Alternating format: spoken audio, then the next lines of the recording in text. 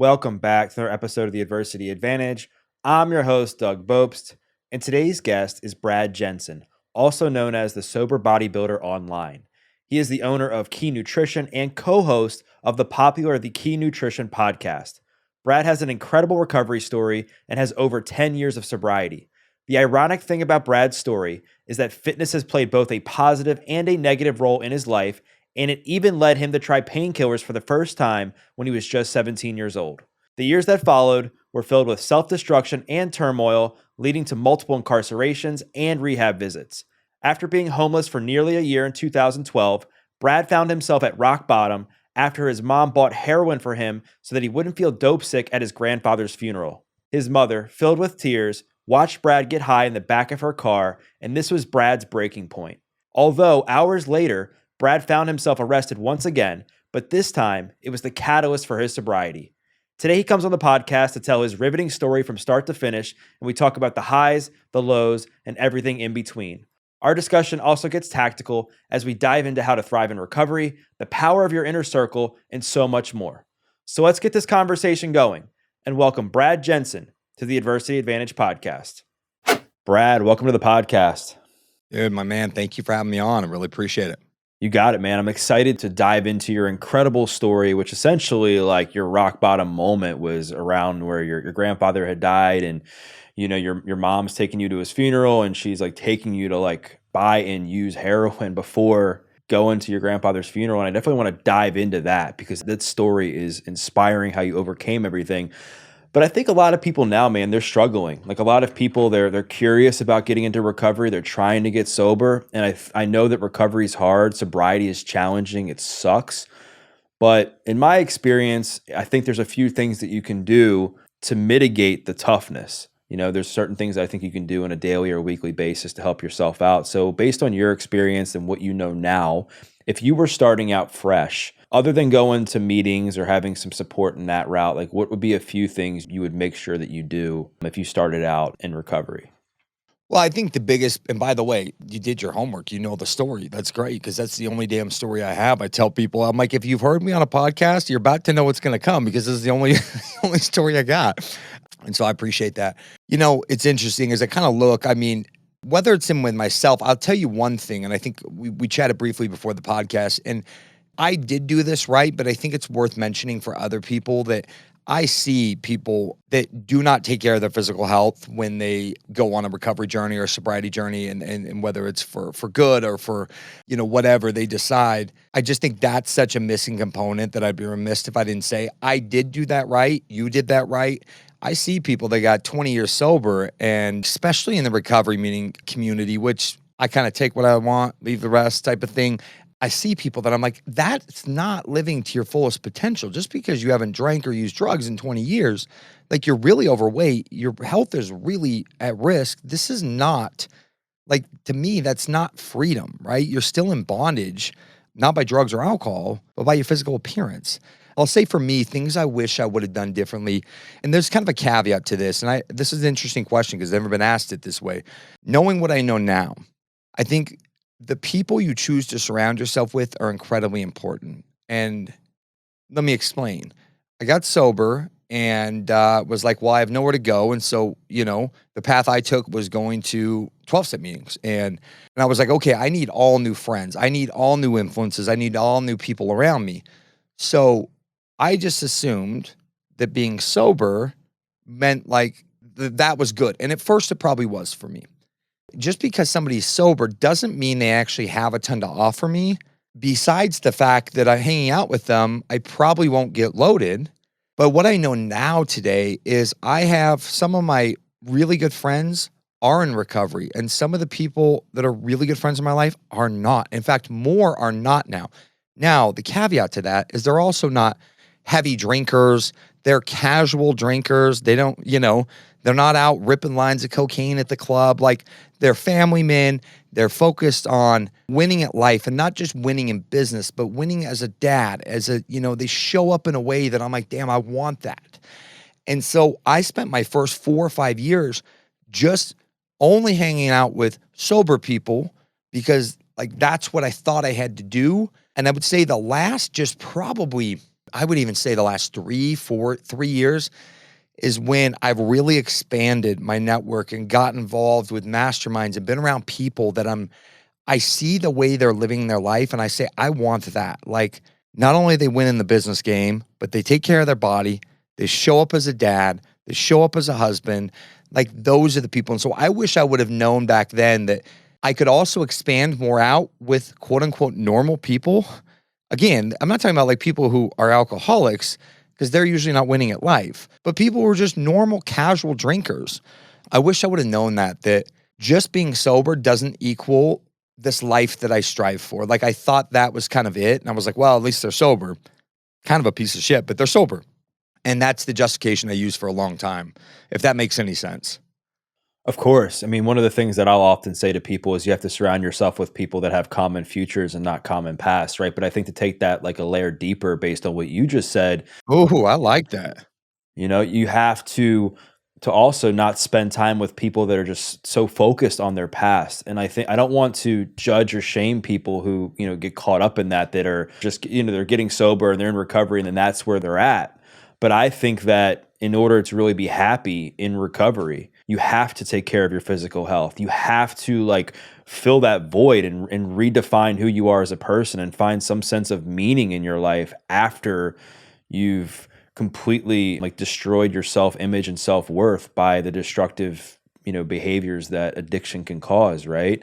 And I think that what happens in sobriety sometimes is there's a lot of people that, getting sober obviously is a great thing, a great first step. And to some people, that becomes the only thing then they try to achieve is like, I'm going to do whatever I can to stay sober and that's it. And I think in order to be happy, in my opinion, long term, I'm not talking like the first few weeks, first few months, or first few years. I'm talking like long term, you have to be spending time with people that want more for themselves. Yeah, dude, I love what you just said. I'm going to steal that. Hanging out with people who have common futures, not just common past. I've never heard that. If I leave this podcast now, I'll walk away a better man. Thank you for saying that. That was genius. And I'm sure you heard it from somebody and heard it from somebody. And that was so good because it's so true. I got caught up in, let me give you an example. I still go. In fact, I hold a men's recovery meeting here at my studio here locally in Salt Lake City. And it's not a technical AA meeting. It's kind of, I just want to create an environment where we could just kind of come together and chat, right? And people are all at different ends of the spectrum. And it's funny, for probably the first 5 years, I've been sober now 10, especially in the recovery meeting community, I identified like, oh, you just drank? Guess we're not the same because, see, I was an IV heroin addict. Like I was comparing our past, like that mattered. Missing the point that like, it doesn't really matter. We all felt the same way, broken, lost, helpless, hopeless. And it doesn't matter if you were still living in a nice penthouse suite in New York City and drinking yourself to death, or if you were on the street like me. It was the feelings that binded us together and the common goal of where we want to get to. And so I would commiserate with people and almost judge like this very sick dynamic of almost looking down like, oh, you just drank? You don't know what I've been through. And that's how I would relate with these people. And today, I could give any of those men that come to my recovery meeting, I could give a shit less what you did, how much you did. All I know is that we all felt the same way at one point. And like you said, we're all striving for this different goal in life to be a better man, 1% better each day. And that's all that matters to me. Right. And I think just to take it a layer deeper from what you just said as well, like that, a lot of these things, the heroin, alcohol, coke, they're just tools, right? They're just tools for people to cope and to solve their internal wounds and problems, right? And I think with recovery, what happens with a lot of people, and I'm sure you've seen this, is that they get into recovery and they still have those wounds. They still have these unhealthy patterns that happen and they get caught up in the stress cycle and anxiety cycles and they just don't know how to deal with it anymore. Maybe they're not using a substance, but maybe they're lashing out at their partner. Maybe they are self-sabotaging themselves, or they're not leaving their home because they don't know what to do. They don't know how to manage things. And what I often will say is you have to find new tools and new coping strategies to deal with the things that cause you to use in the first place. And that's why I think fitness, it can be the greatest thing. And it doesn't have to be in a way where you're at the gym for 2-3 hours a day. It could be walking, could be yoga, could be whatever works for that person. But I mean, I'm really glad that you've touched on that point that like once you identified that we all are the same, it just takes the masks off of all of us and it allows us to connect on a deeper level. Yeah, man, it's so true. And this goes for shopping, gambling, gaming, you name it. But for drugs and alcohol, for people like me and you who have struggled with that, we're craving this dopamine hit. Like I used drugs and alcohol because I wanted to feel better. And essentially I wanted to feel different because I was running from anxiety. I was running from I was running from all these issues. But essentially I liked the effect produced. I liked to feel good. And when I would do those, I would feel good until the very end, like the bad kept outweighing the good. And that's kind of was my turning point. But I wanted to feel good. And so most addicts do. That's why we started. And maybe it didn't end that way, but that's why we started. Exercise, walking, lifting weights, like hopping on the cardio machine. All of that gives this dopamine hit. We all feel better after, so I feel good. And so I really ran towards that. And I've been at all opposite ends of the spectrum of like, I competed in some bodybuilding shows early on in my sobriety, and I went too far on the other side where it wasn't no longer about feeling good. It was about this obsession with having to have my body look a certain way. And for me, I've talked to plenty of people on my Instagram who are competitors, who are also in recovery. It just didn't work for me because they always say, hey, I know you hate it, or you don't think people in recovery should compete. I said, no, I don't think Brad should compete. That was the issue because I went too far, and no longer was it about like, man, I care about my health. It was like this obsession with having to have this ab look just this way, or, I was so, and like the things I was saying to myself getting ready for the show were horrible, like calling myself fat and skinny in the same sentence. So it got kind of distorted. And that's why I decided, hey, I'm not going to compete anymore. I'm going to kind of hang that up because when I'm focused on my health, I mean, using drugs and alcohol, you're usually not a healthy person. It's just this kind of complete opposite end of the spectrum. That like today I have a kid now. I want to live a long time. My health matters even more. I don't know too many people who have long-term recovery that are happy that haven't put health as some kind of priority. Happy is the caveat here, Yeah, I agree. I mean, most everybody that I've come across that is happy and thriving in recovery has some health component in their lives, whatever it is, like whether it's hiking, whether it's lifting, whether it's yoga, whatever it is, they do something to prioritize their wellness. And you mentioned that you initially started to do drugs to feel good, to run from things like depression and anxiety and to fit in and that sort of thing. And I know I touched on at the beginning, like where like your big, like I would say like your rock bottom moment was, where it was like you were feeling so low about yourself. But we know it didn't start there. So walk the audience through like what was your first experience like with using drugs? What was going on in your life at the time? How old were you? And how did that make you feel? I was 13 years old and I was a chubby kid. I was overweight. And, looking back, I just want to give that little 12-year-old kid a hug because I just hadn't hit that growth spurt like my friends. I also really liked food. I mean, my addiction kind of started early. Like I would just eat way too much, not move enough. And these are bad recipes for anybody. But I felt like the fattest kid alive because the kids I hung out with they had rib cages. So we called those abs. Like they were just really ectomorph skinny. And then there's me. And so I was really uncomfortable in my own skin. My friends would tease me. And so I was 13 when I tried my first drink. And I remember, I come from, my family at the time was a very religious Christian family. And like, you don't drink. And I remember when they were passing the Jack Daniels around, I was like, nope, that's bad. We can't do that, guys. You stole this from your mom. Don't do it. And of course, we're in a circle. And so the peer pressure kicks in. And I remember I just drank it. And my first thought was, why would adults drink this? This is awful. And about 20 minutes later, I was like, I get it. This is amazing. You see, I didn't care to be the fat kid anymore. I didn't care that my friends were making fun of me. I was making fun of myself with them, making them laugh. And so that's where it started. And that kind of would go, I mean, we're 13, so it's not like we had an abundance of access to it. That kind of continued for off and on for a couple of years until I found fitness. And I was sick of being the chubby kid, picked up a magazine in a bookstore, was fascinated by it. It was the first time I'd just been like enthralled. And I just started following what these magazines said. Next thing you know, and I'm probably doing like a bikini girl diet in there. I remember my breakfast was 4 egg whites and a half a grapefruit. That's all I remember. Like, I lost a lot of weight. I was probably on a huge calorie deficit. I also got active. I was running, and I got into the gym when I was 16 because my mom said, I'm not taking you to the gym. So when you get a car, you're welcome to drive yourself. And I said, okay, cool. So I got into the gym and I just fell in love, man. I fell in love with those weights. I would stay there for hours, not lifting, just picking these older guys' brains. I mean, older to me, they were probably in their mid-20s, but when you're 16, they seem old. And God bless their souls, they were so patient with me. I'd be like, what's this? They're like, that's a drop set. I'm like, why do you do that? What do you do this for? I was so enthralled. Got the encyclopedia of bodybuilding, read that thing front to back in school. I was passionate. And along the way, too, I realized how bad drinking was for you. And that was even before I got really into the weights. And so I just stopped drinking. I was like, not going to do it because I'd fell in love with fitness. I was just so passionate about it. And so I didn't drink at all. I stopped doing it.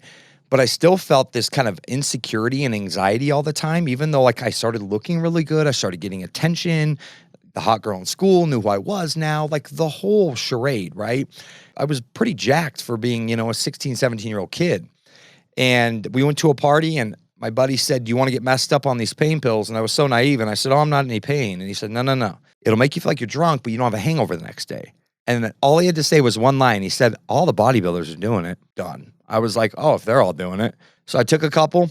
I remember when they hit me, I remember where I was at in the split level house. It was those moments in time where time just freezes and you can always remember it.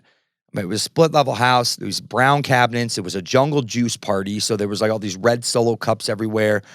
I remember like who I was with. I remember everything about that house because I remember when they hit me, I thought, and this is the feeling I want the rest of my life. Like I was in love with that feeling. And it's interesting how some people take painkillers and they say, oh, I hate them. They made me sick. Or there's people like me who just, nope, didn't feel sick at all. In fact, I loved it. That's where it began, man. I was 17 years old and I started just chasing it. I mean, real early, it was an unhealthy relationship with it to the point where I'm figuring out where my buddy got them. He got them from his mom. I'm going over, waiting until he goes to the bathroom. And then I'm snagging the pill bottle and taking some. Like that quick, the behavior was very abnormal with it. Wow. And because I think a lot of people would listen to this and be like, when you talked about like your relationship with fitness early on and how you sought out mentors in the gym and you were asking questions, you became obsessed with like your health, that people would be like, oh, like this is a really cool thing. Like he's hopefully going to use something like health and fitness to help him, move past this alcohol thing. And then maybe like that takes him in a more positive direction in your life. And I guess like looking back, like in those moments, like when you're 17 and you're now taking these pain pills and you mentioned that you wanted to feel like this the rest of your life, was it specifically like what they did for you and you just felt like cool doing it because the bodybuilders were doing it? Or looking back, were you just like numbing like some pain and trauma? Or you mentioned you were getting picked on. Like, what do you think it was about the feeling of the painkillers that was so appealing? I think it was kind of probably multi-layer. It's interesting, I originally started using because I had the worst anxiety. I mean, to the point where I got beat up a little by some guys in 6th grade, and I came home and told my mom I'm never going to that school again, and I made her ship me off to live in the Bay Area with my aunt, which I was supposed to finish school out there, but I had such bad anxiety going to a new school that I just stopped going. Like, I don't know how I just didn't complete 6th grade, but it worked somehow. From that moment at 12, I started running. And then I found some alcohol at 13. And even the gym, I was running a little, but it was definitely a positive in my life. But I still felt this anxiety. Like I still felt like that chubby kid who had to wear the black t-shirt on a 100-degree heat day to the pool because I was so insecure about my little, my little belly and man boobs. I still would deal with this anxiety. And so when I took those, it's like I felt whole. The gym helped me get away from that more. I didn't just have this petrifying anxiety to live life, but I definitely still was like, oh, I thought just getting the muscles would help. I was still trying to run from being me. And so I think it was twofold. In that moment, I had zero anxiety. I didn't care. And I was here for it. And then secondly, I did kind of want to be cool. I thought, I want to get messed up. I'm in high school. I don't really want to be sober. Like all these guys are getting drunk at a party. I would like to feel inebriated too and under the influence. I just don't want to drink because it will ruin my leg day tomorrow. Like that's where my head was at, or my back and biceps day, or whatever it was. And so I think it was twofold, but definitely I was still running from myself. there was progress, but I still felt this, I still didn't feel just right in my body. Like I just didn't feel like I just fit. I couldn't explain it, you know? Yeah, I think like when we're struggling with our self-esteem, our self-worth, we're always going to look for a way to just numb the pain and to use something outside of ourselves to fill that void, right? Whether that's something like fitness, which can be used in a negative way, obviously at times, drugs, alcohol, sex, money, you name it. And I just think when you go through some of the things that you went through, I think you become an easy target for things like that. Yeah, no, 100%. And you know, the gym initially was such a good relief for me until I started getting attention, and then I would get nicknames like, "Oh, Big Brad," like big as in the buff Brad, not the fat Brad. And I felt this like deep need to just continue to be that guy at all costs. And so it was interesting looking back. It's like the gym saved my life, but at the same token, like there was more work to be done. But just as a 17-year-old kid, I didn't know how to go to my parents and be like, hey, I know I'm popular now. I know I got the hot girl in school. I know I'm like in really good shape, but I'm still just riddled with anxiety and don't know how to look in the mirror and like what I see. Like, what do I do from here? So I turned to a solution that was real easy, you know? Right. So you're really into fitness. You're getting a lot of attention from people about the way you look, and you're experimenting with painkillers to numb the pain. How did you go from that to where it seems like, I mean, you're just kind of doing what a lot of kids in high school do, right? Recreationally using drugs to have fun and feel a certain way. You're getting fit, getting attention from girls. Like, how did it go from that to then like, IV heroin use and you're, in the back of your mom's car shooting up dope so that you can feel okay enough to go to your grandfather's funeral? Yeah, man, that kind of all continued, and I was trying to get my hands on them as much as I could until I was introduced to this by these older guys that I thought were just gods in my life, right? And again, who you surround yourself with matters. They were probably 3 or 4 years older than me, but when you're 17 and they're 21, I looked up to these guys. They were jacked, they were big, and they put me onto this thing to drive down from Salt Lake City to Tijuana, Mexico, which, just for the listeners listening, it's not from San Diego. It's a 14-hour drive. It's not from Baltimore to Tijuana, but it's not like just a quick little like hop down. And you go down, you go to the pharmacias, and we'd pack it full of narcotics and steroids, and we'd take off the door panels of my car, we'd stack them in there, and we'd put the door panels back on, drill it, and then drive through the border with the sombrero on. And they were like, hey, and they'd let us through. And the first time I did it, it was idiot savant. I had no idea the amount of federal felonies like drug trafficking through country lines I was committing, and it worked. And so I said, like, screw these older guys, I'll just go by myself, because I went for them and they gave me a little piece, and I was like, that doesn't seem like the greatest deal. So I started going down. I went down 3 more times, but what happened in there was twofold. That's where my entrepreneurship began, because I began selling drugs. And again, like, I didn't see the ugly side of addiction. I was just selling them to other high school kids who wanted to party on the weekends. And so I wasn't selling them to junkies seeing this ugly side. But twofold, what happened was I ended up having enough that I was using a little bit every day and still graduated high school. But for 6 months I did that. And for anybody who knows anything about how especially opiates or benzos or anything work, you develop a physical dependence upon it, whether you're mentally or emotionally addicted. They have a huge physical addiction component. And before I know it, I was like, oh, I think I'm hooked. But I remember not thinking it'd be an issue, but I was like, oh, like, you've been using them every day. And so I decided I got to clean up my life. Didn't want to go down there anymore, realized how dangerous what I was doing, said, okay, it's time to turn my life around. I got a job right out of high school at Bally Total Fitness as a personal trainer, get certified when I was in high school. They were like, you're probably the youngest trainer we've ever hired, but come on. So I was like, okay, it's time to clean up my life. Like, I want to attack this fitness thing. I want to be a trainer. I want to be the world's best trainer is what I told myself. And so I remember the day came where I just said, I'm done. I'm stopping. And unfortunately, my body didn't like that very much. And I went into withdrawals. I'd heard about withdrawals, but I'd never experienced anything like that. It was the flu times 10. Like, it was just, along with just physical symptoms, just this, almost panic attack-like anxiety, vomiting, shivering, shaking. And so I made one call, and that call ended up being somebody that said, hey, I don't have pain pills, but I've got something else. And I remember thinking in my head, this is a line in the sand I've drawn. Like, no, heroin is gross. That is for people who live under bridges. Like, I'm not going to do that. And I remember I hesitated a moment. Next thing you know, I said, will it make me feel better? He said, yeah, instantly. And so I sat there as an 18, almost 19-year-old kid and shot up heroin for the first time.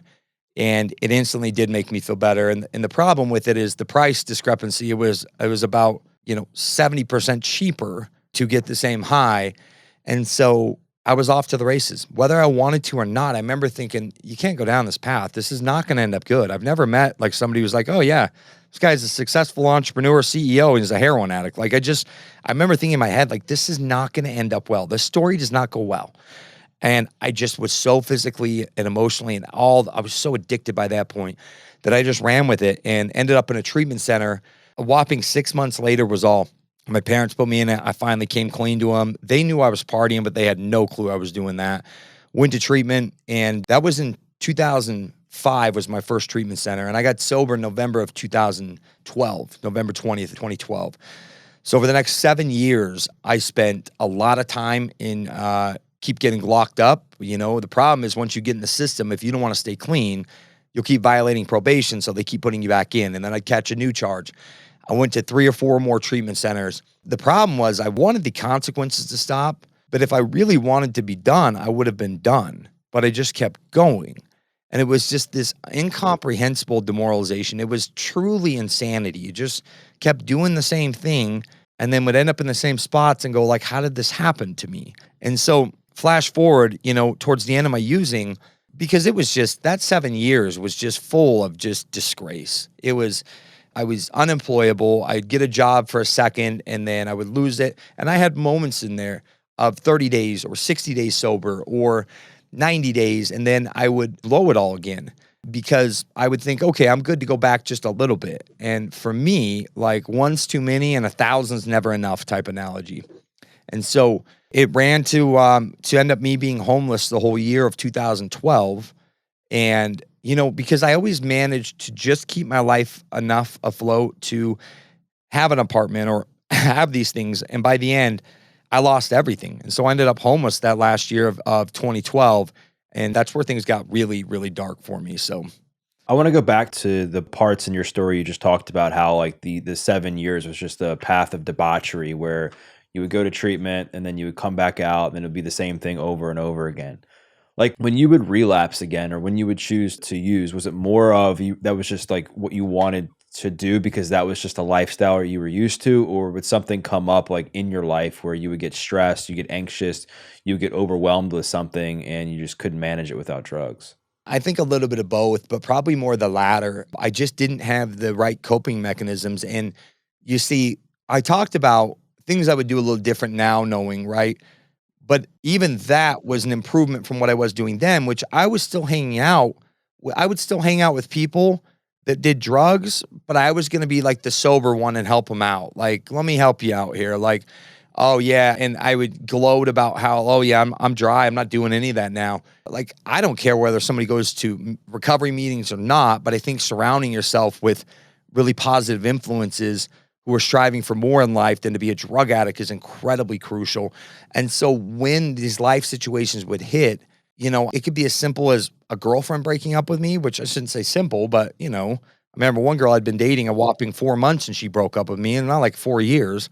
And that sent me off the deep end. I had just gotten a job that I finally wanted, managing a personal training department at Gold's Gym here locally.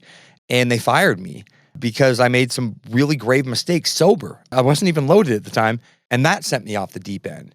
Like, I had no coping mechanisms. And there was sometimes I would deliberately go out because I thought, you know what? I think I overreacted. I need to stay away from heroin, but I'm going to go back. I'm just going to smoke a little pot and do a little bit of party drugs like GHB or, ecstasy.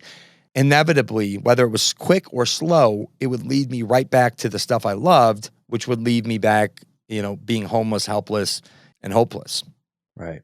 And so throughout this process of your journey with using heroin and shooting up heroin, what was your relationship like with fitness at that time? Because I know that early on, you were able to obviously work out and be like healthy from a physical component while still using drugs. Like, did you always continue to work out throughout that journey, or was there ever a time where you just gave it up?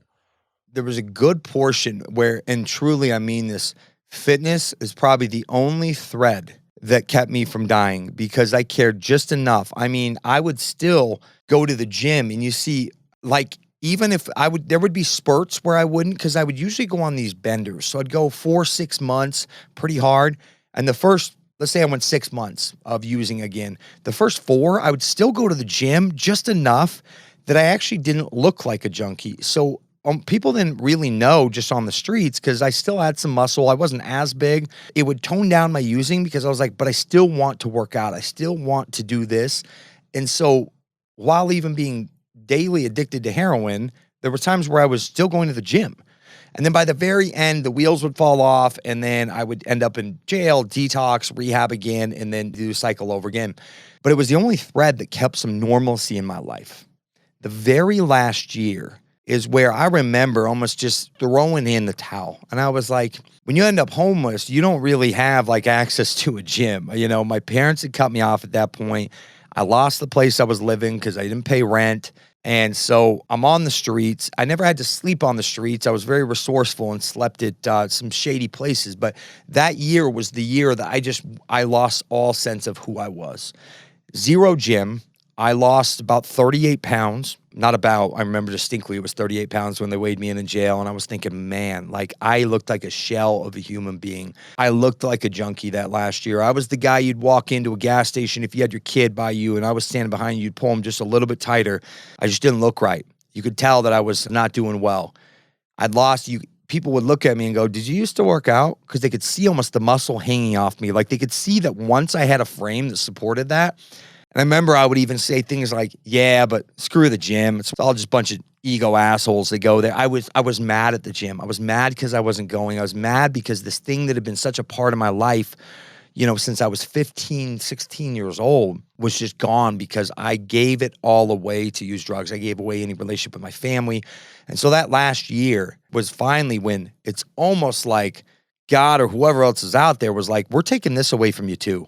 Like, there you go. You're left with just you and this pathetic life that you're living day after day after day.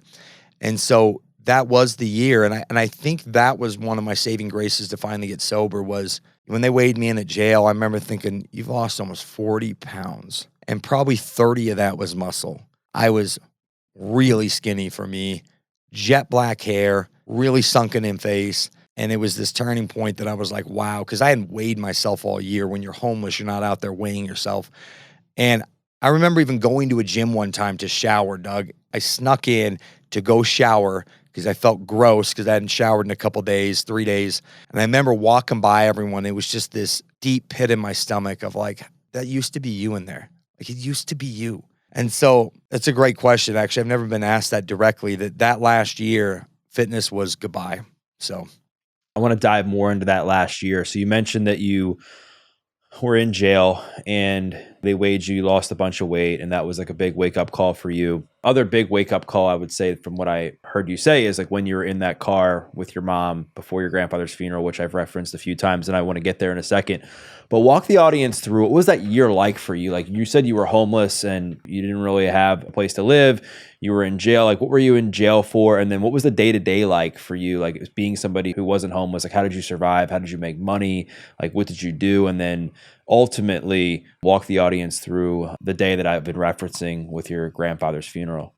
yeah, for sure. So that last year I actually did, the longest stint I did in jail was 2011, and I did 8 months. They gave me a year, and they finally just said, we're giving you all the time. You're done off probation. You suck on probation. We're done with you. So I did my time. I only did 8 months because they give you good time. I got out in January of 2012, so I did a good majority of 2011. So at that point, I was off paper. I had nothing hanging over my head for the first time since I caught charges in 2005. I had nothing hanging over my head because I finally just did all the time they could give me on it between all my relapses and going back. So last year, you know, my pattern, like I said, was I would go 4 to 6 months super hard, then something would intervene. The cops, my parents, detox, rehab, something. I went and I didn't draw a sober breath from January that year till my sobriety date on November 20th. So I went almost a full calendar year of just day after day thinking like it was the longest stretch I had ever gone when it was that bad. There were stretches maybe early on before I was that addicted, but I was committing crimes every day. I was middleman selling drugs because I couldn't actually sell them well because I would do them all. So I would middleman for people. We were hustling. We could do whatever I had to do to stay high. And there was some some bad things I did. And a funny thing happened was I got introduced, there's a lot of good people out there that use drugs that went down a bad path. I like to think I was one of them. And I would bond with some of the people that were just kind of looking at each other's unspoken thing about what are we doing here, right? What are we doing? But there was some genuinely bad people. And my paths crossed with them that last year. And I saw some of the most heinous, deplorable things I've ever seen. I mean, watched a girl get kidnapped and tortured over a $30 drug debt. I remember thinking for the first time, if the drugs don't kill me, the people you're hanging out with will. And it got really scary and really dark. And I was using uppers at the time too to stay awake so I could go hustle to get what I needed to get heroin. And along with meth comes some really, really shady people. And I believe that's what finally clicked for me because I started to get terrified for my life. I mean, I'm hanging out with people that are wanted for murder. I didn't know that at the time. And I'm staying in the same room with them. And there was just this eerie, dark feeling of impending doom, like something bad was going to happen, Doug. I watched bad things and I'm like, you're next. Like somehow you've avoided this. And if you don't get it together, like this is going to kill you. And the fact I didn't catch another charge was beyond me. So the night of November 19th, I hop in a car. The guy asked me to drive. I hop in the passenger seat. He said, no, I need you to drive. So I hop in the driver's seat. We're going to get drugs. I barely knew this guy. I'm getting on the freeway and it's kind of an on-ramp and there's two sides coming and I'm texting the drug dealer. So I'm not looking. So the car swerves. I swerve. I'm also under the influence and I almost hit this car and I course correct all the way back. And I was like, oh crap. I almost hit that car. And the car had to go off into the median and come back. And then I look and it's a cop. So the lights flip on. And about 3 days before this, I started praying like something different needs to happen. And I get arrested. But before that, there was this moment, and that's where my journey began. But before that, my mom picked me up. And this is why I told that part of the story first. My mom picked me up to go to my grandfather's funeral on November 19th. And she said to me, please do what you got to do to be right. And I know what that meant. It meant don't be too high that you're drooling on yourself and don't be withdrawing sick. You see, my mom knew I used heroin. She'd cut me off at this point, but she never watched me do it. So of course the day comes, I can't stay. I don't have enough drugs. I use them all. They're gone. And I'm withdrawing. And I thought, you know what? Maybe I can just go plug forward for a few hours. I want to show up for my grandpa's funeral. If I can just make it, I might be a little sick, but the withdrawals hit hard. By the time she picked me up, I'm vomiting in her car. I'm shaking. I'm shivering. I'm a mess. I'm sweating. She said, I can't take you like this. What do we need to do? And I looked at her and I said, we need to go to the drug dealer's house. So I make my good little religious mom take me to the drug dealer's house. Then when I get there, I had insult to injury by asking her for $20. So I go get the drugs. I come back out. By this point, we had gone so far out of the way, we were going to be late to the funeral. She said, hop in the back seat, do whatever you got to do. Let's go. She was so mad. So we hop on the highway heading north. And I'm in the back seat of her car. And I always feel like I don't want, this, it's a graphic scene when you have an IV drug user. There's a spoon and needle and a kid. And by this point, my veins all hated me. So a very grotesque scene back there. There's blood going everywhere because I can't find a vein. And I make the mistake of looking up and looking in the rear. My mom's eyes are in the rearview mirror and they are just staring at me, staring. I don't even know if she was looking at the road. And it's just tears streaming down her face. She's not even wiping them off. Her mascara is running everywhere. She wasn't sobbing. It was genuinely tears of heartbreak. Like if heartbreak had a picture, it would be my mom right there. She's just crying. And I finally find the vein. I do the drugs and immediately didn't feel sick, but it couldn't feel the ginormous pit in my stomach. I remember I sat up and I said, I'm sorry, Mom. And she didn't say a word. And we continued to drive in silence as her tears are just wiping down onto her dress. And I remember thinking in that moment, Doug, I thought very clearly, you have two choices. There's no other choice. You either need to kill yourself or you need to get sober. Going on another day like this was not going to be an option. And the first option sounded a little more appealing because it was the easier, softer way. And I remember thinking, you are the most selfish prick ever to do that to your mother. The drugs didn't even get me high that day. They barely took away my sickness, but I was sick to my stomach at what I had become.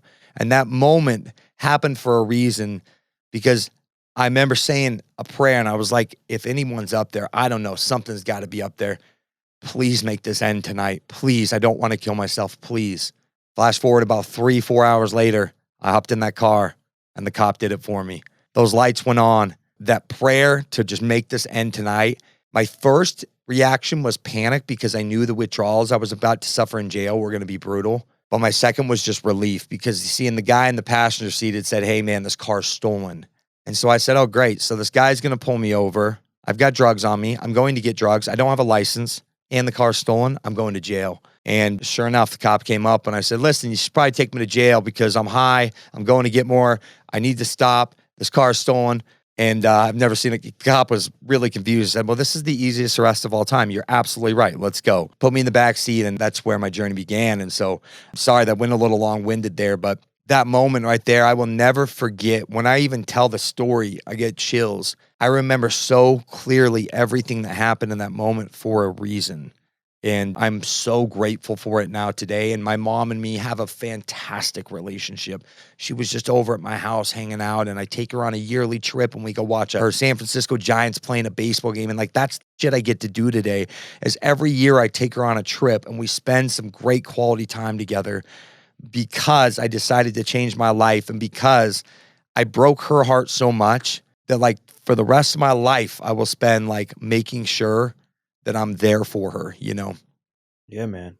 What a story. Thank you for sharing all that. And, you know, sometimes there's obviously the God's looking out for us in ways we don't even understand sometimes, right? And he just intervenes in the moments where we least expect it. And I know at the beginning of the conversation, we talked about some of the things that you would have done differently at the beginning of your recovery journey. Let's get into like what actually happened. So you end up getting arrested.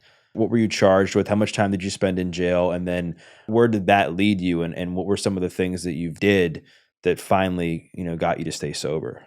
You know what I did? A whopping 30 days in jail, which was not much. It was just enough. The charges were dropped. This guy stole it from his mom. Apparently she dropped the charges. And I remember thinking, all right, there must be a God, because he was like, hey, you've done enough time in jail. Clearly, that's not what's going to change you. We need you to have enough time that you dry up and clean up, get all the drugs out of your system, and be ready to attack life. And so I got out of jail and I just went left instead of right, so to speak. You know, I called my mom for a ride. She said, you can't stay here, but I'll drop you off at a recovery meeting. And so she did. And that recovery meeting, I met somebody that would let me stay on their couch. He let me stay on the couch. I started waiting tables. That was the easiest job to get. Well, I was a felon at this point, felony convicted record. So I went and got a job waiting tables.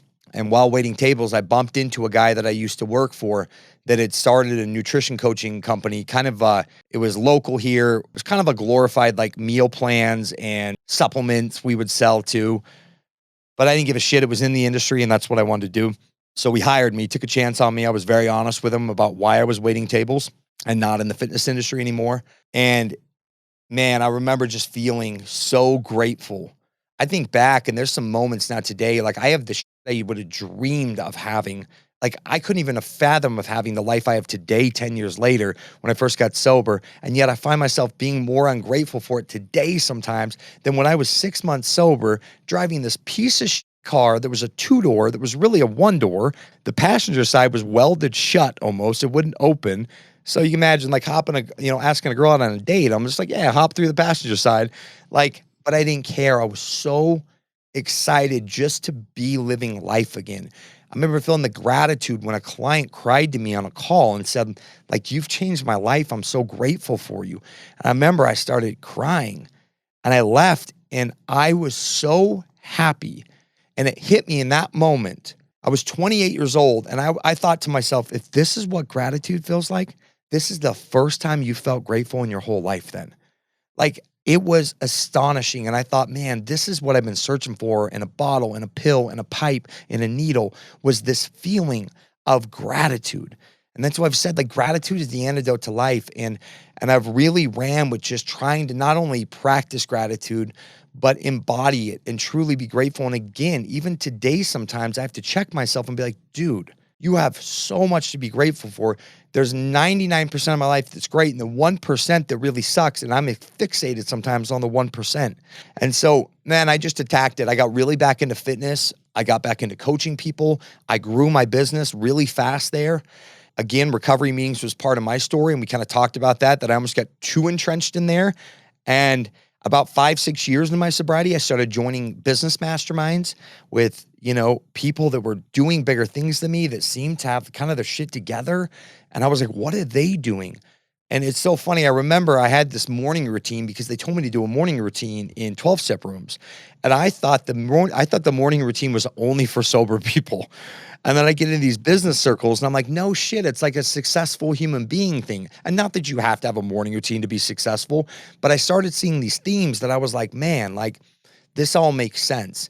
And so I've still stayed active in those meetings, not nearly as active as I used to. But again, I try to be of service and hold one at my office for people to come. I've continued to surround myself with people in that circle.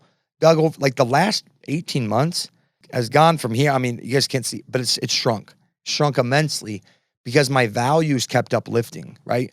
I kept up leveling where I expect my life to be and what I'm aiming for. And in that process of up leveling your own life, I sadly kind of had to move on from some friends. And some of it happened organically. And there's one particular conversation that I had to have a conversation with the guy, and that sucks. But you are some of the average of the 5 people you spend the most time with. And I realized the things I wanted to talk about, the things that deeply matter in life, they weren't talking about. And so they're still my friends if I want to watch a football game. But I've really, really tightened up my circle even more because, again, what I value has continued to change. And so, yeah, I mean, I don't know if that summed it all up for you, but that's the gist of it. Well, congrats, man, on your sobriety, and congrats everything that you've accomplished personally, professionally, and spiritually. And I know, obviously, you mentioned gratitude, the people you spend time with, like rededicating yourself to your mission and purpose in life, fitness. These have all been like components that have helped you, thrive along the way. And I know you talk about like the 4 pillars of health, the 4 pillars of fitness, and obviously, like if fitness was the end all be all for you, you would have been sober this whole time, right? Because you were working out a good bit of your days when you were using, right? So obviously, this time around, these last 10 years.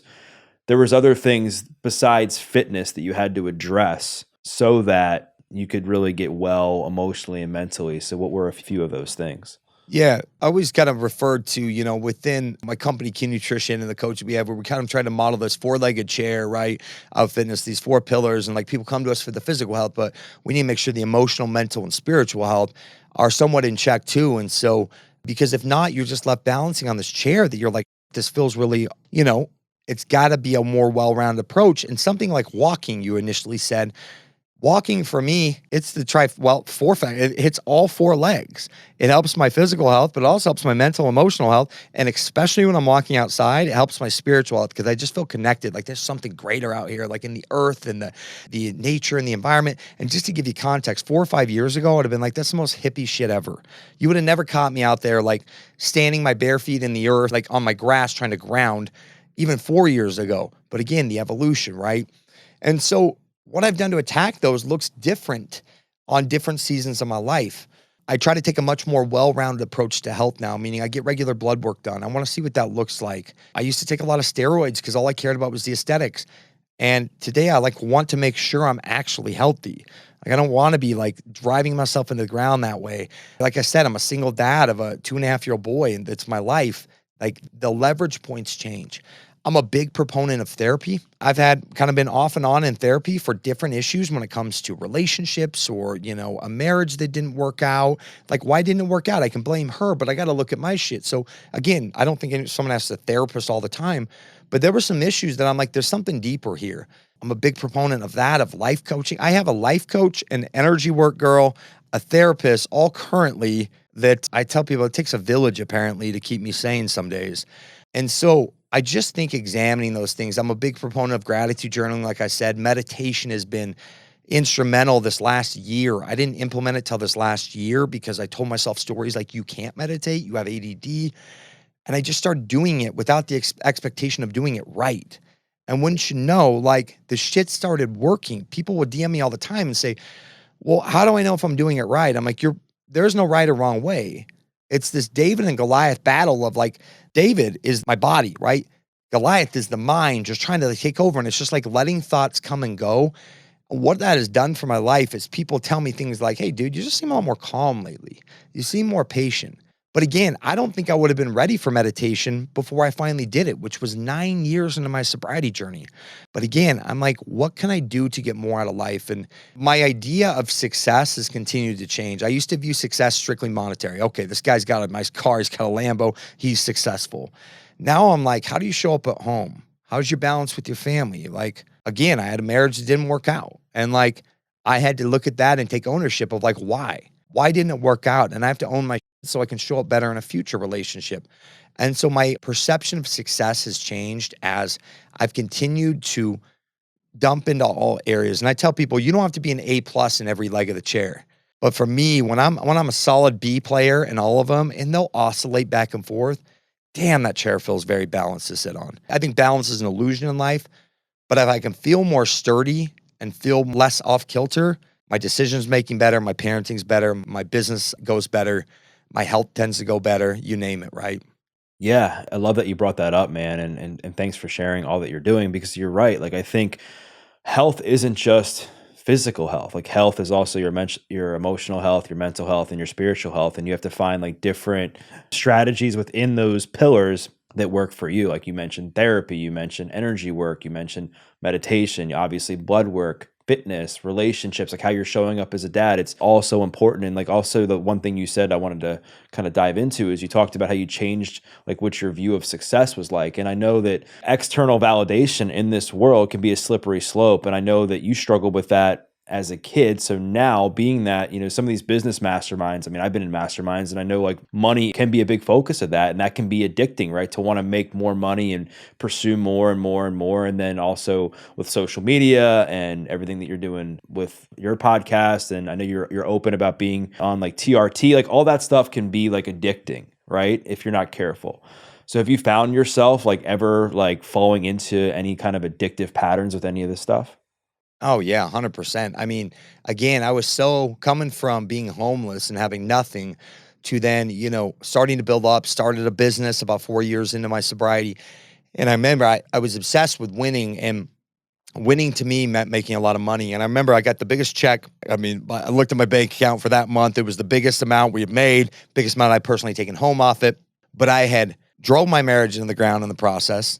I actually, for the first time, my health was still mediocre, but I wasn't sleepy. Like I was still going to the gym, but I wasn't eating enough. So it wasn't just I was eating, and I was drinking lots of caffeine, not sleeping well. Like I wasn't prioritizing. And I remember I looked at it and I remember I had this moment where I almost cried in my car looking at the account.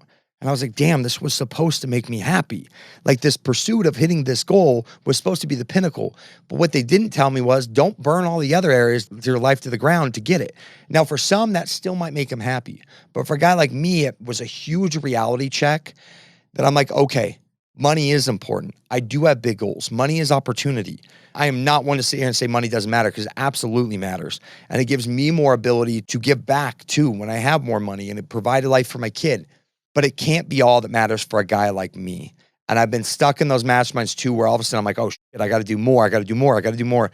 And it's like, no, you're on the right trajectory. At what expense do I have to do more? I start weighing back and forth, and so I've absolutely fallen into that trap, especially with money.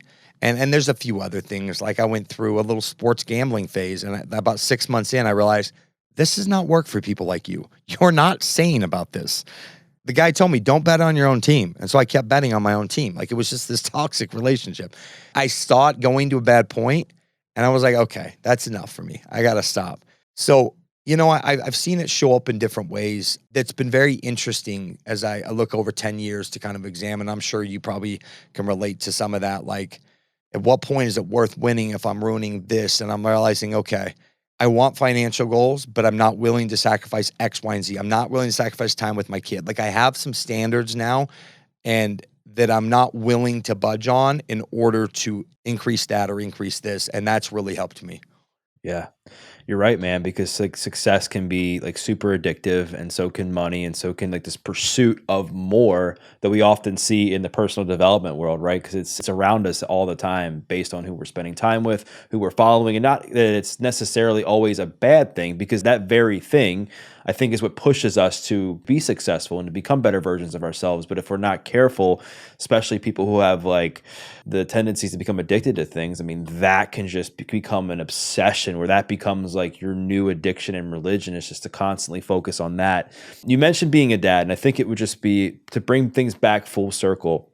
I know you talked about like your family like cut you off in the midst of your addiction. I've heard you talk about like one of the worst things for your addiction was when your family discovered Al-Anon, and they realized that they couldn't enable you or be codependent, and that wasn't going to help you with your problems. And now you're a dad, and you've mentioned that you've, healed the relationship with your mom. There's a lot of parents that listen to my podcast, and I know there's no silver bullet answer, but you're now on both sides in the sense where you now are a dad. I mean, I know obviously your kid isn't addicted to drugs, but you have that part of you now. And then you've also been the kid who has been the person who has had the damaged relationship with parents in the midst of addiction. Like if you had like 30 seconds with a parent that maybe DM'd you or you ran into you in a coffee shop and just said, hey, like, listen, my kid is just addicted to drugs. I don't know what to do. What are a few thoughts you'd share with them? Always remind them that they're loved. Now, listen, my story was that I didn't get sober until my parents pulled out that pillow from underneath me, meaning I would about to hit rock bottom, and they would just, because they loved me, they would put this pillow so the cushion would just hit a little softer. Again, and they were trying their best. But when they ripped that pillow out and were like, you got to hit this bottom, I hit rock bottom, and then I found the basement that I didn't know existed. I was like, oh, there's a cellar down here. So I always tell parents, my parents did the best they could. Now, my mother almost loved me to death. She was an extreme enabler. My dad put in boundaries way before my mother. My mom was going to love me to death, literally, into the grave. And when she put in those boundaries is when shit got really hard for me. And that's when I finally found sobriety. Now, that doesn't mean that's everyone's story. I'll tell parents that will DM me sometimes, like, asking me for advice, like, we've tried this. And I said, if it feels like you're trying much harder for them to stay sober than they are, then you probably need to pull back.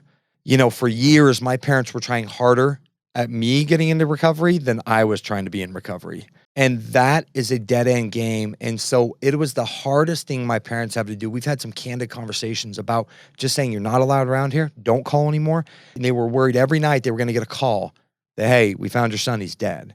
It was so hard for them. But they knew that after countless attempts, they tried and I wouldn't try. And so I tell parents, like, let them know they're loved, even if you're going to put in boundaries. But the second you feel like you've been trying harder than they have, that might be time to let them find their own path. And I know it seems scary, but honestly, my mom enabling me and continuing to give me money when I was sick because I needed to get food, but I would only take cash from her, she knew what she was doing, was going to kill me much quicker than her letting me go. And so if you're trying harder, it's the hardest thing. But my parents, if they didn't do that, I wouldn't be here today. So that's some solid advice, man. And I think that's a great way for us to end our convo. So Brad, I wanted to once again thank you for coming on the podcast. I think people are going to really connect with what you had to say and your message and your story. If people want to follow along your journey, if they want to listen to your podcast, where's the best place for them to do that? Yeah, I'm hanging out on Instagram the most at the Sober Bodybuilder, all one word. You can find me on there. And then my podcast is the Key Nutrition Podcast, where we kind of one-stop shop for all things health, mental, emotional, physical, spiritual. No coincidence. That's just what we kind of talked about here. So you'll hear everything from a lot of fitness content to spiritual stuff to emotional, mental health. We've had therapists on. It's a pretty well-versed show. So those are the two best places to find me. And our website is keynutrition.com. So amazing, man. Well, I'll make sure to include the links to that stuff in the show notes. And for those listening, what I invite you to do is to share a takeaway. Maybe it was something that Brad shared at the beginning of our conversation about what he would have done differently at the beginning of his recovery journey. Maybe it was something that he said when he was sharing his incredible and inspirational story from start to finish of how he found addiction, what that path looked like, and then how he finally got sober and turned his life around. Or maybe it was something that he shared about his path of recovery and how he has managed to stay sober for a decade and transform himself personally, professionally, spiritually, mentally, and emotionally. Whatever the takeaway was, tag Brad, tag myself, because we'd love to hear your feedback. And we once again thank you for listening to this episode of The Adversity Advantage. I'm your host, Doug Bopst. We'll see you next time.